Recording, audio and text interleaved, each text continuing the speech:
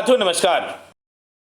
आज मैं बात कर रहा हूं limitation for the FIR registration, यानी एफआईआर रजिस्टर्ड किस परिस्थिति में होती है, कैसे होगी, लॉ ऑफ लिमिटेशन क्या कहता है, क्या कोई पत्नी 3 साल के बाद एफआईआर करा सकती है, क्या कोई पत्नी दहेज प्रताड़ना का केस अलग रहते 3 साल के बाद करा सकती है, क्या कोई पत्नी घटना के बाद 3 साल 4 साल बाद भी उस घटने को दिखा करके एफआईआर करा सकती है, क्या डोमेस्टिक वायलेंस का केस ऐसी परिस्थिति में हो सकता है, क्या इस तरह के केस करने का प्रावधान है और कोई पुलिस वाला एफआईआर लेगा या नहीं लेगा, या इस एफआईआर को करने का प्रावधान क्या है। आज मैं इसी पर आपसे मुखातिब हूं। अगर पत्नी ने 3 साल बाद पुलिस को शिकायत दी है घटना के 3 साल बाद, तो एफआईआर नहीं हो सकती, केस नहीं हो सकता। ये चीज आप नोट कर लें, इसमें प्रावधान है। दोस्तों, लॉ में हर चीज के लिए प्रोविजन दिया हुआ है और उसी प्रोविजन के तहत कंप्लेन करना है, शिकायत दर्ज करनी है, एफआईआर करानी है या केस करना है।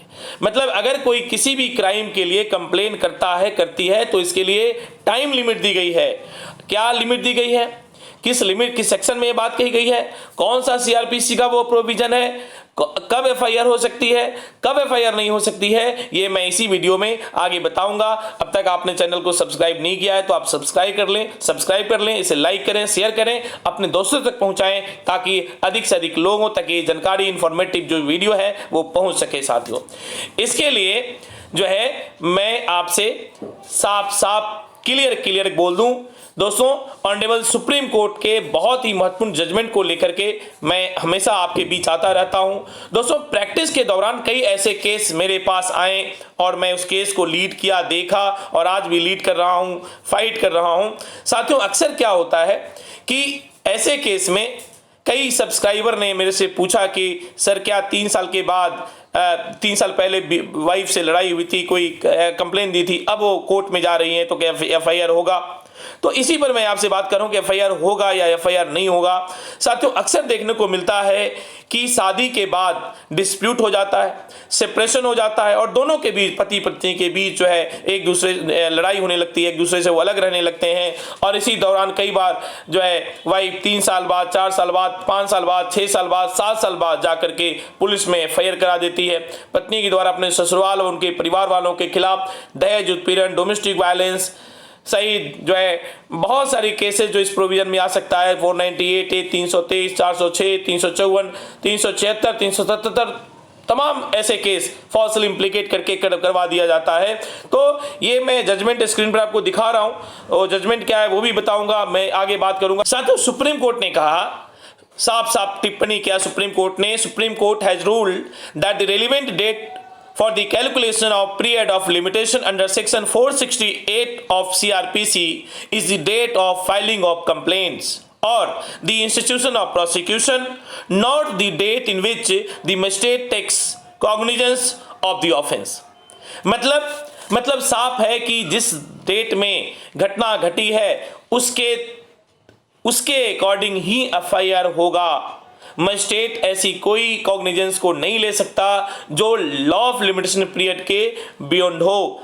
और दोस्तों, होता क्या है कि आजकल जनरल कॉन्सेप्ट है, आपने देखा होगा, husband and his family members are involved in the false case under section 498A, 406, 354, 354A, 376, 377, 323, 324 and IPC 34।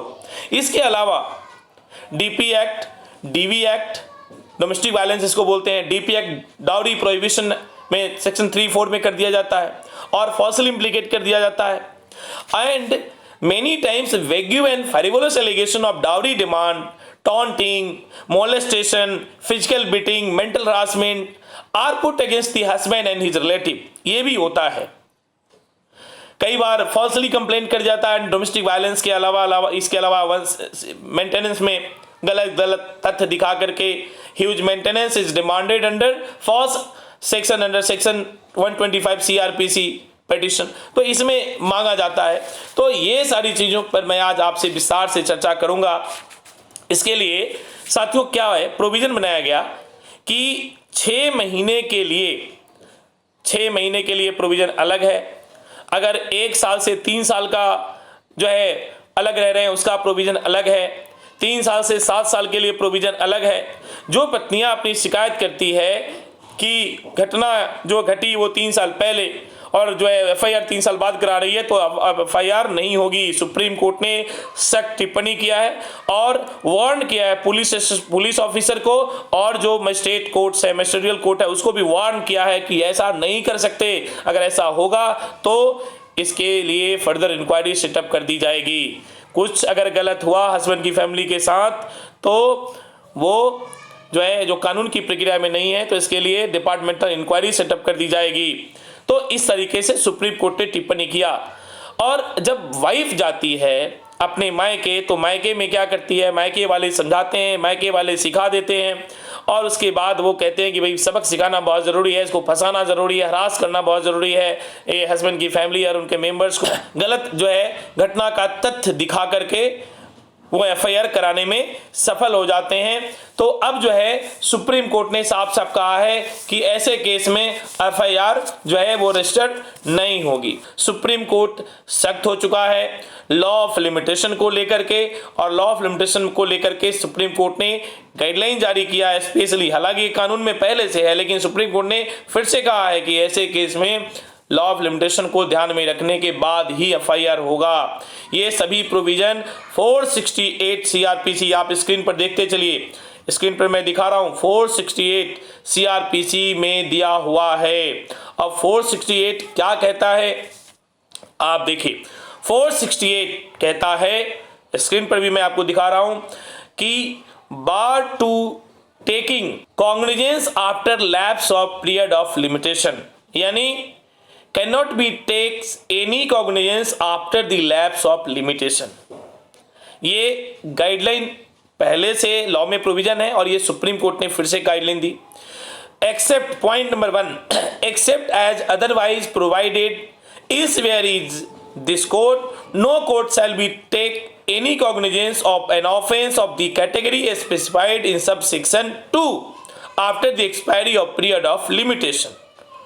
अब आप दूसरा पॉइंट देखिए, दूसरा point the period of limitation shall be का क्लॉज ए देखिए क्या कहता है, 6 month if the offence is punishable with the fine.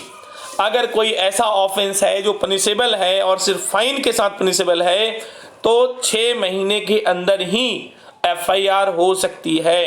यानी जो घटना घटी है उसके 6 महीने के अंदर एफआईआर होगी, उसके बियॉन्ड एफआईआर नहीं होगी। मतलब किसी भी अपराध में जुर्माने से अगर दंडनीय है, उसमें 6 महीने के बाद कोई एफआईआर नहीं होगी। जो भी एफआईआर होगी वो 6 महीने के घटना के 6 महीने के अंदर होगी। अब इसका पार्ट बी आप देखिए, पार्ट बी क्या कहता है, पार्ट बी है स्क्रीन पर भी देखिए, 1 year if the offence is punishable with imprisonment for a term not exceeding 1 year.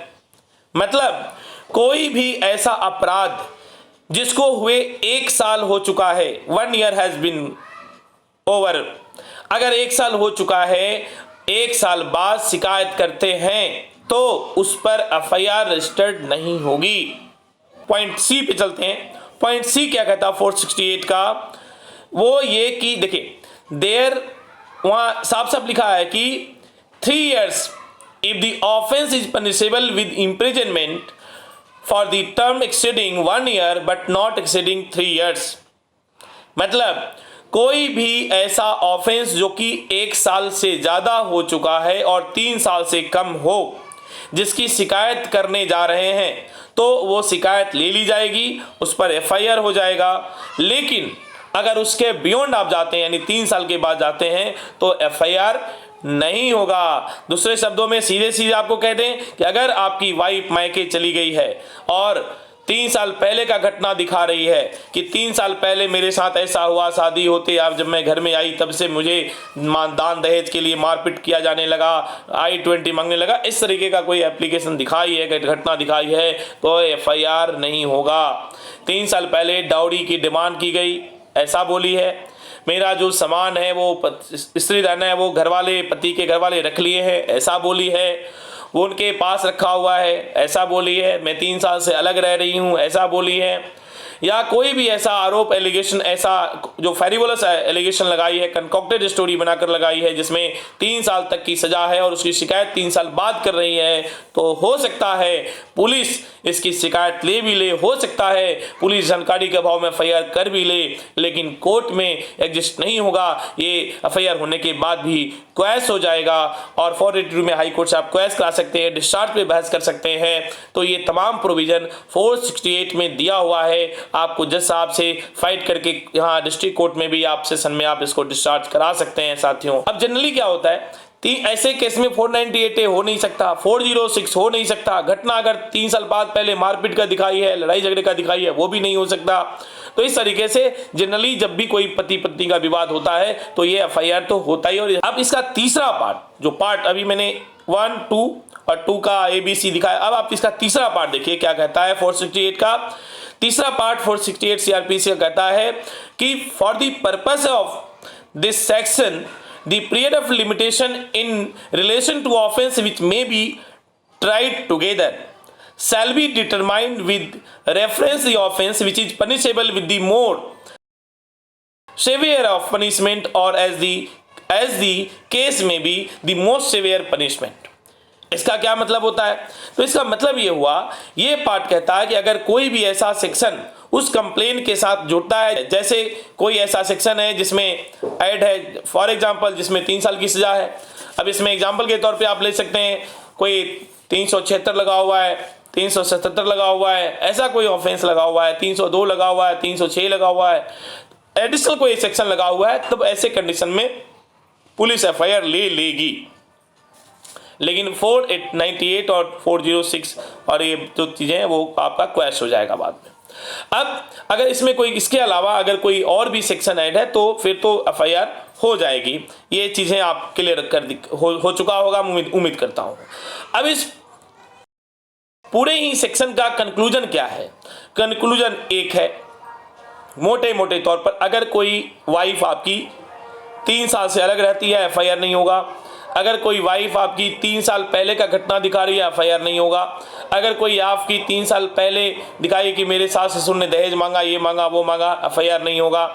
अगर वो 3 साल के बाद एफआईआर करने जाती है उसी घटना को लेकर, या कोई वाइफ आपकी 3 साल पहले कोई कंप्लेन दी और उस कंप्लेन को रेफरेंस देकर 3 साल बाद जाती है तो एफआईआर नहीं होगा। लेकिन अगर कोई इसके अलावा कोई ऐसा ऑफेंस जिसमें 3 साल से ज़्यादा का सजा है तो ऐसे केस में एफआईआर संभव है। अब आगे दोस्तों इसमें क्या होता है कि 498A, 406, 34, 506, 323 IPC में होता क्या है? इस सेक्शन में कोई भी कंप्लेन होती है तो इसमें एफआईआर रजिस्टर्ड ऐसे केस में जो कि with in the limitation period है तो इसमें नहीं होगी अगर 3 साल के बाद वो कोई शिकायत दर्ज कराने जा रही हैं। अब क्या है, कई बार ऐसा होता है कि पुलिस ध्यान नहीं देती है, पुलिस की 60 गार्ड से भी कई बार एफआईआर हो जाती है। तो इसमें आप बहुत बढ़िया रास्ता है तो आप डिस्चार्ज पर बहस कर लें। आप दूसरा ऑप्शन है कि 482 में आप कोर्ट में सीधे जाएं, कोर्ट में आपका ये जो एप्लीकेशन है वो डिस्चार्ज हो जाएगा।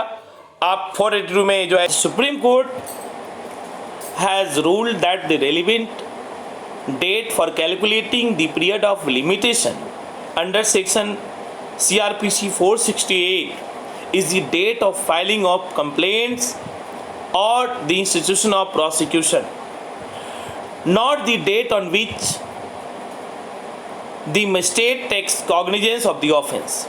ये सुप्रीम कोर्ट ने साफ साफ कहा है कि एफआईआर जिस दिन एक्सीडेंट हुआ है उसके उस पीरियड से काउंट होगा और 468 में जो क्लॉज दिया गया है उस सब सेक्शन और क्लॉज के बियॉन्ड एफआईआर नहीं हो सकता। और इस तरीके से देखा जाए तो कई बार क्या होता है कि वाइफ 2 साल 3 साल के बाद 4 साल के बाद एफआईआर कर देती है 498 में। घटना 3 साल पहले का दिखाती है कि जब शादी हो गई तभी से I-20 मांग रहे थे, ये मांग रहे थे, वो मांग रहे थे, दहेज मांग रहे थे, प्रताड़ित कर रहे थे। तो ऐसे केस में सुप्रीम कोर्ट ने तीखा टिप्पणी किया है और वार्न किया है पूरे कोर्ट को और पुलिस अधिकारी को कि ऐसे केस में एफआईआर नहीं होगी अगर 3 साल लिमिट ऑफ जो है लिमिटेशन पीरियड के बियॉन्ड अगर कोई कंप्लेन होता है तो उसमें एफआईआर नहीं होगी। ये साफ साफ सुप्रीम कोर्ट ने कहा है। Now the tactic is going on. कई बार सुप्रीम कोर्ट ने कमेंट किया है ऐसे केस को लेकर के कि the after the limitation period कोई एफआईआर रजिस्टर्ड नहीं हो सकती। Husband and his family members are involve in case false cases under section 498A, under section 406, under section 354, under section 354A, 376 many times, 376, 377, 323, 324 and 34 IPC। इसके अलावा DP act, DB act में भी falsely implicate कर दिया जाता है। तो इस पर सुप्रीम कोर्ट ने बहुत तीखा टिप्पणी किया है दोस्तों। And there are lots of vague and frivolous allegation also made against the husband and husband family in which the dowry demanded, taunting, molestation, physical beating, mental harassment are tactic put against the husband and his family। किसी भी complain को अगर आप देखेंगे तो ये सारी चीज़ें होगी जिसमें कहा जाएगा ये एलिगेशन की डाउरी डिमांड किया जा रहा है, ये जनरल एलिगेशन है। टॉन्टिंग किया जाता था कि भाई दहेज लेकर आओ, ये करो वो करो, घर वाले ऐसे हैं वैसे हैं।